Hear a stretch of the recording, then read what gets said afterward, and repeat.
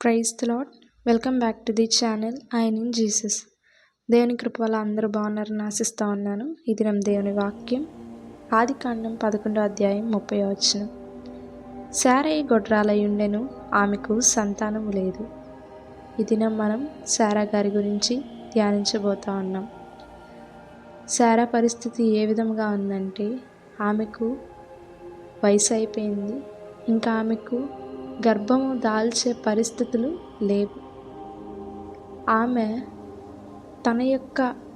ఆ యొక్క పరిస్థితిని తన నుండి తీసివేసుకోవడానికి ఇతరుల దగ్గరికి వెళ్ళి ఆశ్రయించింది. అయినప్పటికీ ఆమెకు ఉన్న ఆ నింద పోదు. తరువాత దేవుడు ఆమెతో మాట్లాడాడు.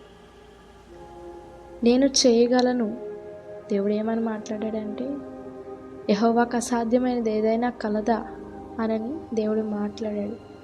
ఆమె నవ్వింది. అయినప్పటికీ దేవుడు తనకున్న ఆ పరిస్థితిని తీసివేశాడు. మరి నా జీవితాల్లో కూడా మనం ఏ పరిస్థితులను ఎదుర్కొంటున్నామో దేవునికి అంతా తెలుసు.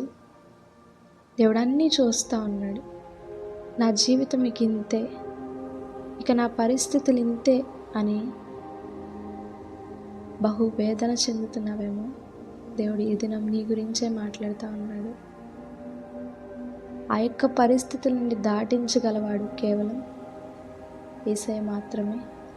నువ్వు నేను ఆయన్ని ఆశ్రయించి ఆయన ద్వారా ప్రతి ఒక్క ప్రతికూల పరిస్థితిని దేవుని బట్టి మాత్రమే అనుకూలపరచి, దేవుడు ఎట్టి విధముగా శారయి అన్న పేరు నుండి శారా అని మార్చాడు, అదేవిధంగా నా జీవితాలు కూడా దేవుడు మార్చునుగాక.